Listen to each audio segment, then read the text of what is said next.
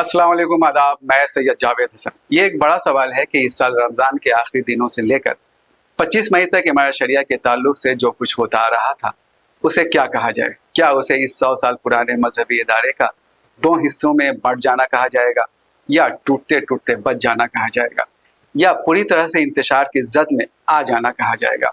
3 साल पहले अक्टूबर 2022 में मैंने मौलाना फैसल रहमानी का इंटरव्यू लिया था। तब वो ताज़ा अमीर शरीयत बने थे। मैंने उनसे पूछा था कि अमीर शरीयत के तौर पर उनके इंतखाब को लेकर जो कुछ हुआ था, क्या उससे इमारत शरिया का वक़ार मजरूह हुआ था। उन्होंने जवाब में कहा था कि मेरा सवाल ही गलत है। अगर इंटरव्यू का वो हिस्सा आपने नहीं देखा है तो एक बार फिर देख लीजिए। वीडियो का लिंक डिस्क्रिप्शन बॉक्स में दिया गया है और साथ ही ये आपके स्क्रीन पर भी नज़र आ रहा है।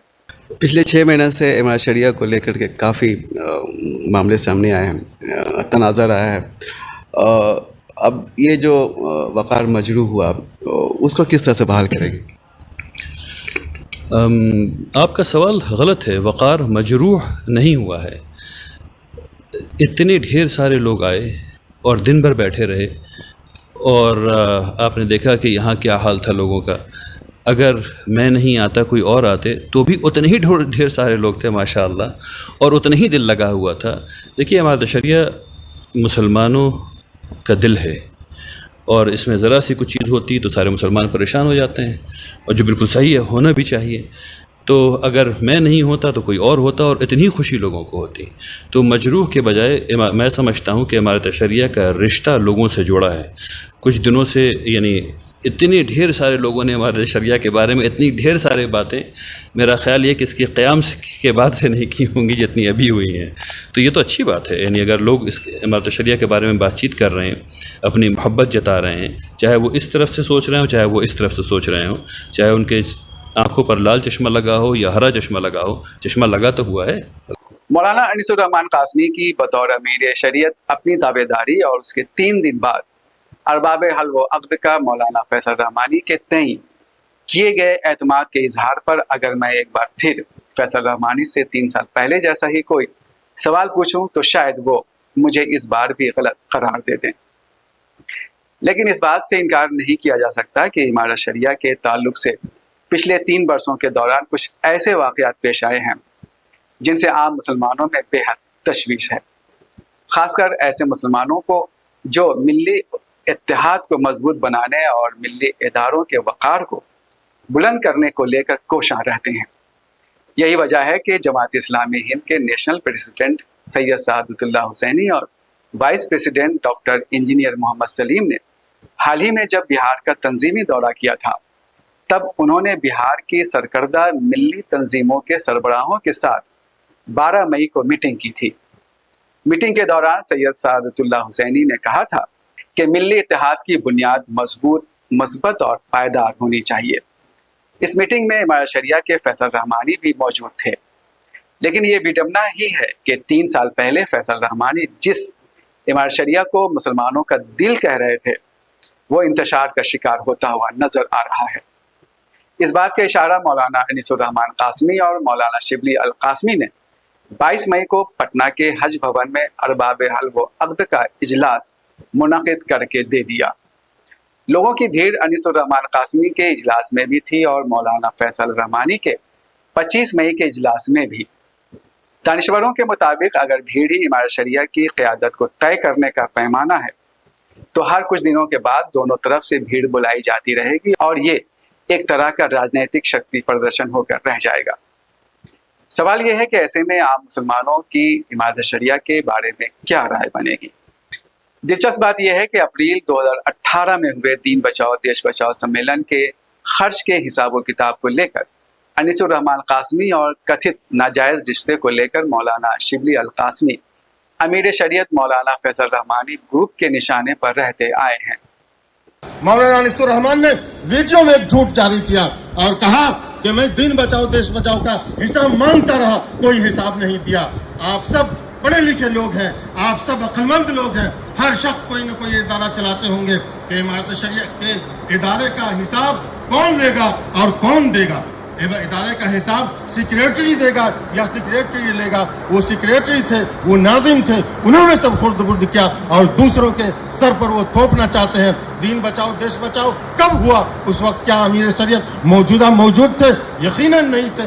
इन लोगों ने खुर्द-बुर्द किया है, इन लोगों ने रसीद जलाई है, इन लोगों ने जो कुछ भी किया। और मीटिंग में भी मौलाना शिबली ने कहा इमारत शरिया के मौजूदा लोगों में से किसी ने कुछ नहीं किया है। ये लोग स्याह सफेद के मालिक थे, इन लोगों ने किया है। अगर इन लोगों ने अपनी जुबान बंद नहीं रखी तो इन लोगों का वो हश्र होगा जो ये लोग सोच भी नहीं सकते हैं। ये वो लोग हैं कि जब भी वजीर आला ईद के दिन आते थे तो ये मौलाना अनिसुर रहमान इमारत शरिया के लेटर पैड में एक खत लिखते थे और अपने बेटा के जरिए से एक कॉलेज मंजूर करवाते थे। अगर ये लोग अपनी जुबान को नहीं बंद रखते हैं तो इन लोगों को ऐसा उधेड़ा जाएगा कि कहीं मुंह दिखाने के लायक नहीं रह सकते हैं। क्या ये भूल गए उस दिन को कि जब इमारत शरिया के टेक्निकल के सारे कंप्यूटर ले जाते थे और वहाँ चंपारण में अपना काम करते थे। इमारत शरिया के स्टाफ को वहाँ ये टेक्निकल के अपने बीएड कॉलेज के कामों में लगाते थे। उस दिन को भूल गए? क्या ये इसके लिए जायज था? लेकिन इमारत शरिया की तरफ से अनीसुर रहमान कासमी के खिलाफ उनके भ्रष्ट आचरण को लेकर कोई कानूनी कार्रवाई नहीं की गई। इससे भी बड़ा मामला शिबली अल कासमी का है। 20 सितंबर 2021 को इमारत शरिया की मजलिस शूरा के मेंबरों और ट्रस्टीज की तरफ से पटना में संवाददाता सम्मेलन का आयोजन किया गया था। संवाददाता सम्मेलन में मौलाना फैसल रहमानी के भाई फहद रहमानी भी मौजूद थे। फहद रहमानी और खुद को इमारत शरिया का शुभ चिंतक कह रहे मसीहुद्दीन ने बिहार लोक संवाद से बातचीत करते हुए शिबली अल कासमी पर एक खातून के साथ नाजायज रिश्ते को लेकर गंभीर आरोप लगाए थे। वो क्लिप भी आप देख लीजिए। ये तो आपको शिबली साहब से पूछना होगा। मेरे हिसाब से वेस्टेड इंटरेस्ट है, उनके ऊपर केस हुआ है। केस में अब 307 एब्डक्शन इन चीज़ों का मामला हो गया है। मुझे ये समझ में आता है कि उससे डाइवर्जन के लिए उन्होंने ये एक ऐसी चीज़ कर दी है जिससे कि अभी हम लोग बैठ कर के तरदीद कर रहे हैं। हमारी सबसे सम्मानित संस्था है, काबिले एहतराम संस्था है, उस पर एक ऐसा व्यक्ति जिस पर पटना के महिला थाना में दस्तदराजी का, दुराचार का, बलात्कार का आरोप लगा हो, वैसा व्यक्ति सचिव के रूप में वहां कार्यरत नहीं रहे। ये मैं मांग करता हूं, चुनाव के पहले सबसे पहले मौलाना शिबली को हटाना होगा और नहीं तो हम लोग आंदोलन करेंगे पूरे बिहार के मुस्लिम समाज के लोग कि एक दुराचारी को एक बार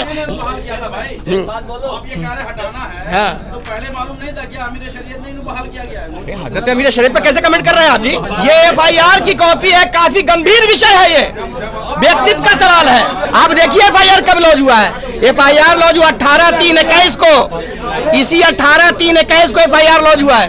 उसके बाद क्या हुआ कि जब ये एफआईआर लॉन्च हुआ तो उन्होंने फौज तरीके से एक पिटीशन फाइल किया कोर्ट में। फिर उन्होंने क्या किया कि मधुबनी के न्यायालय में एक पिटीशन फाइल किया कि ये महिला मेरी दूसरी पत्नी है और उसका निकाहनामा प्रस्तुत करके और उसी कंप्रोमाइज पिटीशन के आधार पर, फेक कंप्रोमाइज पिटीशन के आधार पर इन्होंने न्यायालय से उसी फेक कंप्रोमाइज पिटीशन के आधार पर इन्होंने जमानत ले लिया पटना के न्यायालय से।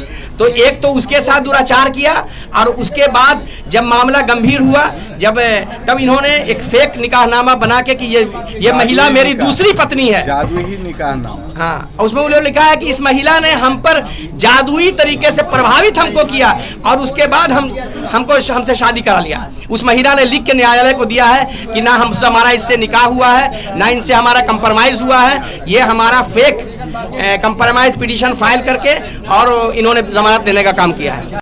लेकिन वही शिबली अल कासमी मौलाना फैसल रहमानी के अमीर शरीयत बनने के बाद भी 4 साल तक इमारत शरिया के कायम मकाम नाजिम बने रहे।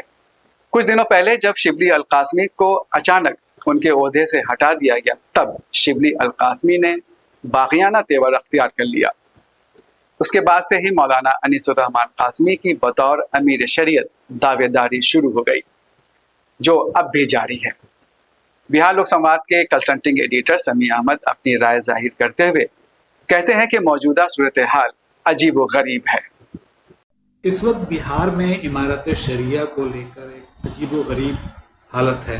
पिछले दिनों अखबारों में एक ही दिन इमारत शरिया की खबर आई 2 तरह की कि इमारत शरिया ने फलां जगह पर अपनी बैठक की और उन्होंने जो इमारत शरिया के अमीर हैं, अमीर शरीयत जो कहलाते हैं फैसल रहमानी, उनको अपने पद से हटा दिया और मौलाना अनीसुर रहमान कासमी अमीर शरीयत घोषित किए गए।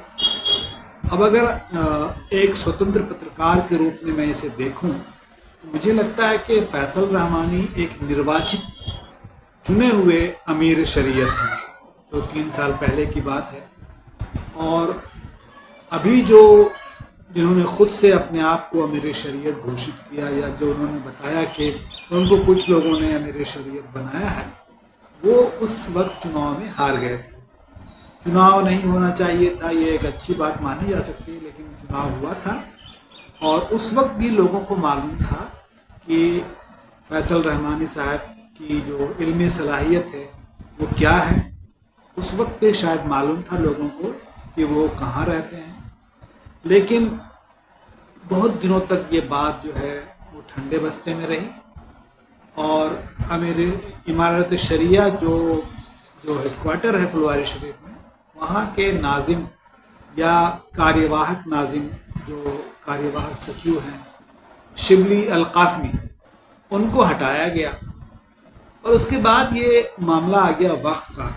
लेकिन इस बीच में हुआ क्या कि इमारत शरिया जो निर्वाचित इमारत शरिया है, उसकी ओर से और all India Muslim personal law board की ओर से ये घोषणा की गई कि जो सरकारें, जो पार्टियां वक्फ संशोधन बिल का समर्थन करती हैं, उनका बायकाट किया जाएगा। उनका जो दावत इफ्तार है उसका बायकाट किया जाएगा। और इसी बीच रमज़ान में, आखिरी रमज़ान में, अनीसुर रहमान कासमी साहब, उनके साथ शिबली अल कासमी और एक राजनेता जेडीयू के जो अशफाक करीम हैं, उन लोगों ने वहाँ पे आकर ये बताया कि इमारत शरिया में जो है वो बहुत सारी गड़बड़ियाँ चल रही हैं। और बाद में उन्होंने अगले दिन शायद ऐलान कर दिया कि इमारत शरिया के अमीर को हटा दिया गया। और अभी हाल में उन्होंने बाज़ाब्ता एक मीटिंग करके ये बात बताई।